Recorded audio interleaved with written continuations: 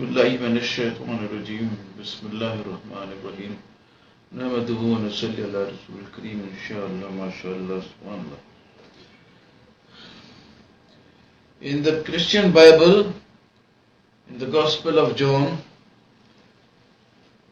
chapter 1, verses 1 to 5 is, in the beginning was the Word, and the Word was with God, and the Word was God. He was with God in the beginning, and so on and so forth. This word, the Christian thing, is about Jesus, as if the Word became flesh and He was Jesus.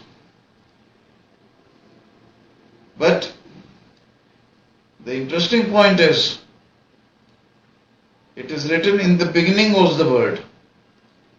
But if the Word was even present in the beginning, it cannot be God, because God does not have a beginning. God is unbegun. He always was and always will be. So even if we say that Jesus was with God in the beginning, it doesn't mean that he becomes God, number one. And in support of that, the verse number 5 is very important. The verse number 5, it says, the light shines in the darkness.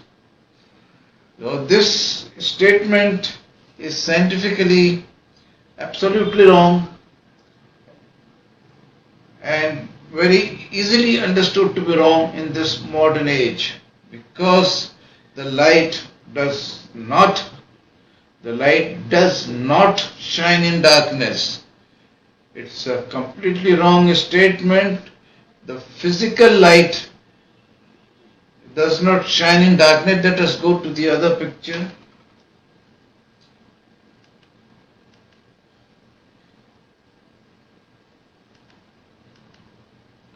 In Ellicott's commentary for English readers, the words, the light shines in darkness, they explain, as in the dawn of every morning, the night passes into day, and the earth, now shrouded in blackness, is now bathed in the clear white light of the eastern sun.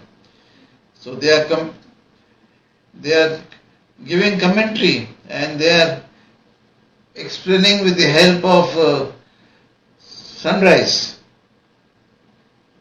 But the point is, light does not shine in darkness. It's a clearly wrong statement. Let us go to the next picture.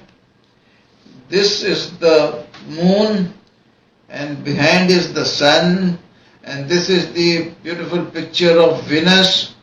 Now see, Venus is also shining, because the light, when it goes in the vacuum, it doesn't change the blackness into light, because it needs some medium to shine upon. In the earth, about 100 miles from the surface of the earth upwards, you have the atmosphere, etc. And after that, the sky is black even when it is daytime. When it is daytime, the sky is black. Likewise, in the moon, the sun is shining, but the sky is black. So, the light does not shine in darkness. You see the sun behind, and it's not shining up in the sky. The sky is like the night sky, black sky.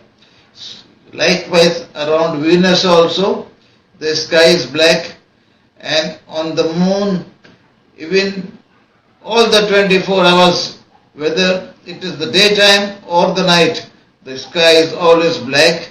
And let us go to the next picture. You see, the sun is shining and the sky is black. The moon is the medium, and now its light is striking the moon, and the moon becomes bright. But above there is vacuum and therefore the light is not shining. Let us go to the next picture.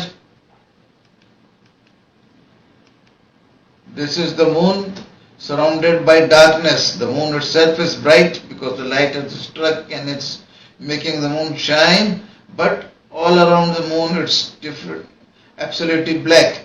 And the next picture is about the earth itself. You see the earth about 100 miles of air and then you see the sky shining. But after 100 miles it's again black because there is vacuum above that and it's all black. So this is how the story goes about the light, that it does not shine in darkness. And since verse number 5 is most unscientific in the physical sense, in the scientific sense, therefore the rest of the verses also become doubtful.